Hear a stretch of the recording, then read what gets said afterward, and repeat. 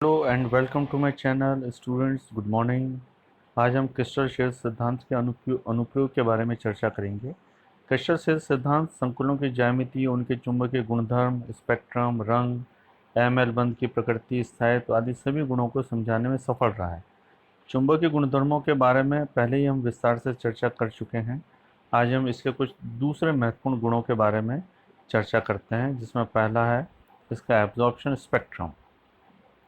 Absorption spectrum में ऐसा होता है कि जब उसके जो डीजेनरेट डी ऑर्बिटल हैं और उसके पास हम कोई भी क्रिस्टल फील्ड लेके जाते हैं, टेट्राहेड्रल या ऑक्टाहेड्रल क्रिस्टल फील्ड या नॉन लीनियर क्रिस्टल फील्ड लेके जाते हैं, तो उनकी डी ऑर्बिटल की स्प्लिटिंग हो जाती है। और जो स्प्लिटिंग होती है तो कुछ हायर एनर्जी के ऑर्बिटल बनते हैं, कुछ लोअर एनर्जी के ऑर्बिटल बनते हैं। उनके बीच का जो एनर्जी डिफरेंस है वो डेल्टा ओ या डेल्टा टी से दिखाया जाता है। जब इलेक्ट्रॉन लोअर एनर्जी लेवल से हायर एनर्जी लेवल में जाएगा तो वो कुछ एनर्जी को एब्जॉर्ब करता है। ये एनर्जी जो एब्जॉर्ब की जाती है, इससे एक स्पेक्ट्रम मिलता है हमको। ये एनर्जी जो है, इसका अमाउंट कितना है, इस अमाउंट से हम पता लगाते हैं कि ये एब्जॉर्प्शन कौन से क्षेत्र में हो रहा है। तो उसी के अनुसार उसका स्पेक्ट्रम मिलता है हमको, कि जैसे अगर इसका एनर्जी जो है वो विजिबल क्षेत्र में इसका एब्जॉर्प्शन हो रहा है या आईआर क्षेत्र में हो रहा है इसका एब्जॉर्प्शन, तो उसी के अनुसार इसका हमको जो है वो स्पेक्ट्रम प्राप्त होगा। जैसे एक हमारे पास एग्जांपल है, वो है Ti-SO6+2। इसके अंदर हमको दो तरह के बैंड दिखाई देते हैं। एक तो यूवी रीजन में बैंड प्राप्त होता है हमको, और दूसरा जो बैंड प्राप्त होता है वो हमको विजिबल क्षेत्र में प्राप्त होता है। तो इसके दो बैंड प्राप्त हो रहे हैं हमको। अब इसमें ऐसा होता है कि लोअर एनर्जी लेवल से T2G से एक इलेक्ट्रॉन निकल के और हाई एनर्जी लेवल EG में जाता है। तो जो एनर्जी ऑब्जॉर्व करता है उस एनर्जी को हमने कन्वर्ट किया है, और उससे हमको पता चला है कि इसकी जो रेंज है वो विजिबल रेंज में भी आ रहा है स्पेक्ट्रम, और इसका जो स्पेक्ट्रम है वो यूवी रेंज में भी आ रहा है। अब ऐसी स्थिति में हम ये देखते हैं कि यहाँ जो स्पेक्ट्रम प्राप्त हुआ और इसके जो बैंड प्राप्त हो रहे हैं वो बैंड हैं काफ़ी चौड़े हैं, और इसकी इंटेंसिटी बहुत कम है। इसके पीछे रीज़न यह है कि लेपोर्टे के नियमानुसार डी ट्रांजिशन जो है वो फॉरबिडन है, वर्जित है, क्योंकि इसके अनुसार वही जो ट्रांजिशन है वो अनुमत होता है जिसमें कक्षकों को दिगंशीय क्वांटम संख्या का जो अंतर है वो 1 हो, अर्थात delta L is equal to plus minus 1 होना चाहिए। परंतु यहाँ पर delta L is equal to 0 है, क्योंकि दोनों ही जो है वो डी ऑर्बिटल हैं। ऐसे स्थिति में डी जो है वो चेंज नहीं हो रहा है, डी से डी में ट्रांजिशन हो रहा है। तो ऐसी स्थिति में delta L is equal to plus minus 1 नहीं हो पा रहा और 0 आ रहा है। इस कारण अवशोषण बैंड की तीव्रता अन्य तंत्रों के पाए जाने वाले अवशोषण की अपेक्षा अत्यधिक कम होती है। इसके बाद हम दूसरा एग्जांपल लें, वो है इसका कलर।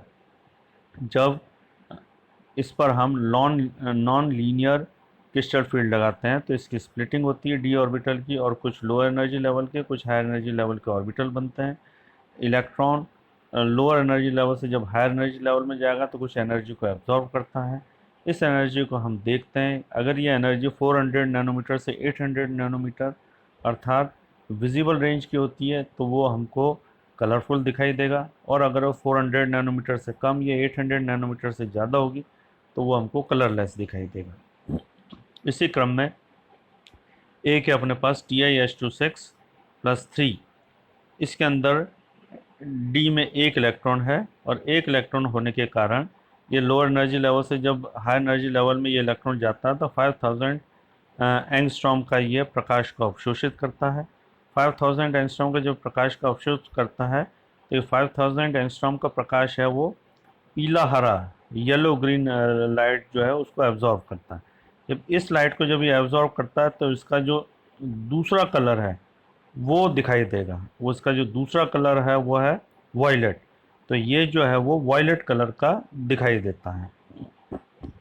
इसी स्थिति में अगर हम देखें, इसको दूसरे रूप में अगर हम देखें तो इसमें इसी प्रकार CuNS6+3 को अगर हम देखें तो तो इसमें जो NH3 लिगैंड है वो स्ट्रांग है। स्ट्रांग होने के कारण इनका जो स्प्लिटिंग डिफरेंस है वो बढ़ गया है।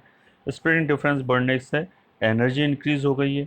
एनर्जी ज़्यादा होने से अब इसका जो स्पेक्ट्रम है वो उच्च ऊर्जा क्षेत्र या लोअर वेवलेंथ वाले रीजन में पाया जाएगा। लोअर वेवलेंथ वाले रीजन में ये नारंगी जलीय विलयन इसका गुलाबी या नारंगी रंग का दिखाई देगा। ये स्थिति इसके अंदर प्राप्त होती है।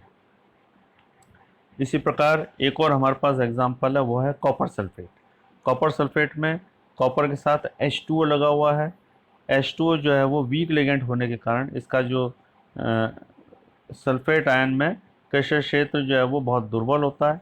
ऐसी स्थिति में वीक लिगेंड होने के कारण इसका जो है वो आईआर क्षेत्र में अवशोषण होता है और ये जो है वो हमको कलर लेस दिखाई देगा। लेकिन जब इसका जलयोजित रूप हम लें CuS4 5H2O अगर हम लेते हैं तो ऐसी स्थिति में H2O इसके अंदर लिगेंड जोड़ने के कारण H2O जो स्ट्रॉन्ग लिगेंड है, स्ट्रॉन्ग लिगेंड होने के कारण इनका स्प्लिटिंग डिफरेंस बढ़ जाएगा। स्प्लिटिंग डिफरेंस बढ़ने से वो वापस विजिबल क्षेत्र में आ जाएगा और विजिबल रीजन में आने के कारण कॉपर सल्फेट हमको कलरफुल दिखाई देगा। अर्थात हाइड्रेटेड कॉपर सल्फेट हमको कलरफुल दिखाई देगा और डिहाइड्रेट कॉपर सल्फेट जो है वो हमको कलर लेस दिखाई देता है। आज के अपने टॉपिक में बस इतना ही। थैंक यू, आप लोगों का बहुत बहुत धन्यवाद।